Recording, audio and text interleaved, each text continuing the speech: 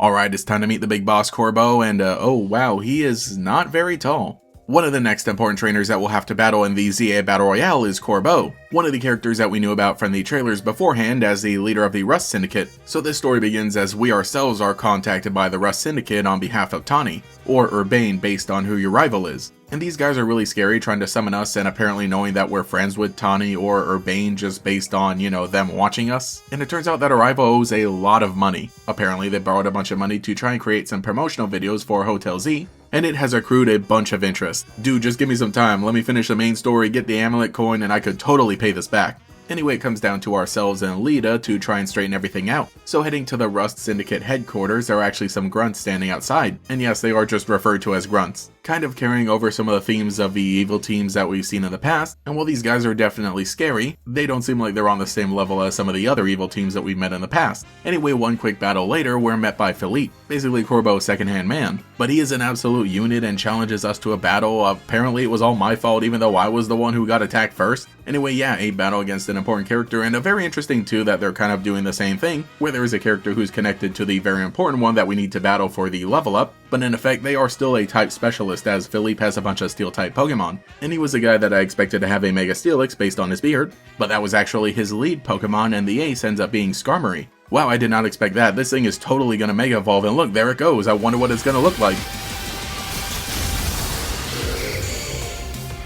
Damn! But oh boy, this thing is hilarious. Yeah, I like the gold look to it, it is kind of nice, and I like that it gets just even spikier. But that choice to make the feet really big, just like, some of those stupid birds that you see in the memes everywhere, was definitely a choice. At least you see it flying most of the time, which is definitely a controversial take, but anything as long as it keeps those dang feet off the ground. So defeating Philippe, we actually get to head inside, and again, I'm just being intimidated at every turn here, but now we actually get to have a real conversation with Corbo. And it is kind of interesting to see everybody in the Rust Syndicate doesn't really see themselves as criminals or anything because, they actually really aren't. They want to help out the city and do good things. But at the end of the day, Corbo is a very aggressive businessman who has a bunch of people who are very loyal to him, so that is how a loan of 100,000 really quickly became $1 million. But oh my gosh, what was Tawny thinking, taking that much out as a loan and thinking that it was going to immediately translate into customers? Because apparently the videos that she makes and posts don't even get like 10 views. Wow, imagine struggling for views. Couldn't be me, totally not. By the way guys, like, comment, subscribe, hype the video because we are so close to 100,000. So Corbo proposes that we can actually help pay back the debt by just serving him and helping him out.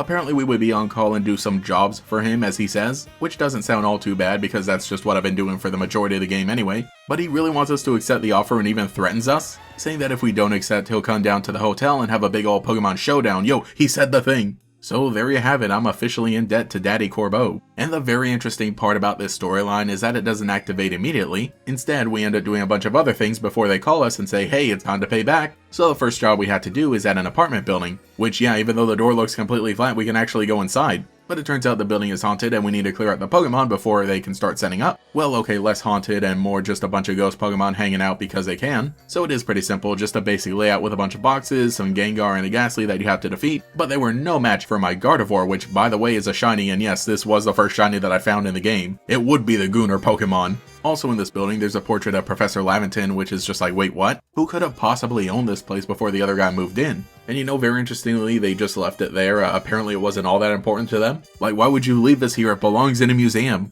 Well, that's one job done, but apparently one Gengar wasn't scared off. So the guy decides to keep it for himself. Hey, glad we could pair you up and hope nothing goes wrong. The next job has us going down into the sewers, this time a different area, in order to just clean it out from the Mega Shards that are growing everywhere. Yeah, when they said we were going to be taking care of things and cleaning things up, I didn't think it was going to be like actually cleaning things up. But hey, a brighter Lumiose for you is a brighter Lumiose for me. But Corbo shows up to tell me I've done a good job, and also wants to confirm if I've been the one calming down the rogue Mega Pokemon showing up. And on top of that, he asks about the mysterious man who I met earlier, which by the way I realized I haven't done a video up until this point talking about him. But yeah, this motherfucker shows up at one point and just calls himself L, even though I know exactly who he is. You can't fool me, get out of here. But Corbo tells us that his real name is Lysander and that he actually helped him out when he was a child, and that one of his goals is to repay Lysander for everything that he did for him. Anyway, our next job is to stop some fancy people who are bullying a bunch of kids. Apparently they belong to the Society of Battle Connoisseurs, whoever those are. But listen man, you gotta leave these kids alone or else I'm gonna have to make a more important phone call. So yet another battle, and a lot of these aren't all too interesting. You know, the ones against the important characters definitely are. But for all these random little trainers around Lumio City, not so much. Yeah, you know, I'll take the experience, and they are challenging at least because of the new battle system. But if I seem to be skipping over them, I hope you can understand why.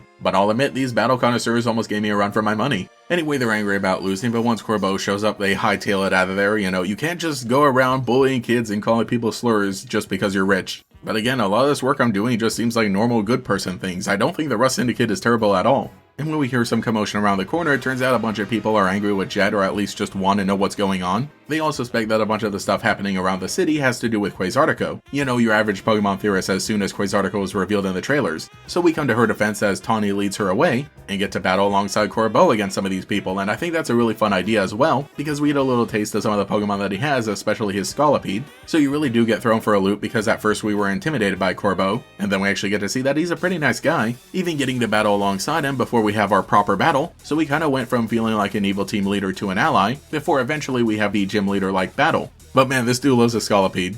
But after a hard day's work and reconvening, we're called into the headquarters once again, and Corbo is apparently very impressed. You know, with just how good of a person I am, helping everybody out, and especially with my battle skills, which yeah buddy, I've been doing this for a long time. So the debt is forgiven and it's time for a battle. And yeah, I totally expected that, but I did like the journey leading up to it. And by now I'd sort of gotten a little taste of his team, so battling against the other poison type Pokemon that he has wasn't too difficult. But I don't know, a lot of these indoor battles feel very interesting. And on top of that, he doesn't only have poison type Pokemon, he has a Gyarados as well, which I think was a great choice, because it does sort of fit in the aesthetic and everything, and you know, just having a different type of Pokemon to mix things up was great as well. Unfortunately for him, I had an electric type with me, but just the fact that even though these characters effectively replace gym leaders, they don't need to completely adhere to everything like having only one type. Anyway, Scolipede comes out and it's time for the Mega Evolution, and oh man, this is a very interesting design. It definitely does not feel as sleek as the original, and I wonder if it could even roll up hypothetically, but a very interesting choice, and I love how the horns are glowing now, and the bulk that it has now does call back to the pre-evolutions. So that is another battle in the bag, and I was a big fan of it. Apparently Corbo was also a fan because he offers me to join the Rust Syndicate, but you know, it is one of those Pokemon sort of choices where, you know, you can make one choice, but you have to follow one specific story. It would have been really cool though, and I would have liked if he at least would have kept us on as like an honorary member or something, because I totally would have joined after all that, because you know, I think they really could have used me.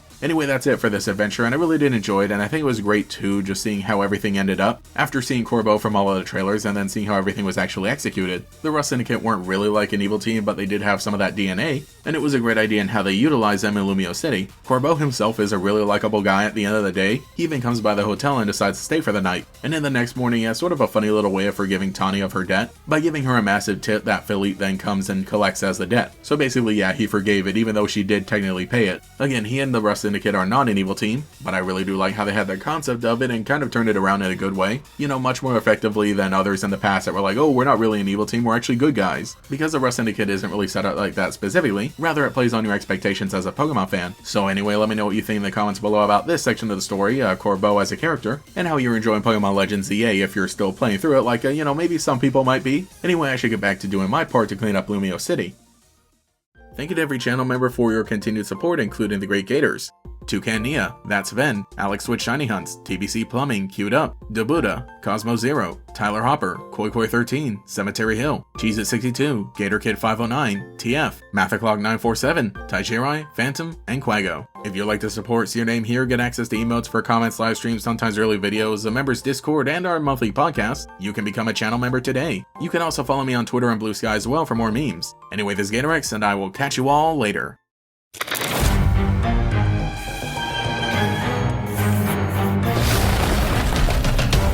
Will you battle Team Rocket? Or join them in the Pokemon trading card game Scarlet and Violet, Destined Rivals. Play now. Each booster pack of 10 cards sold separately. Cards vary by pack.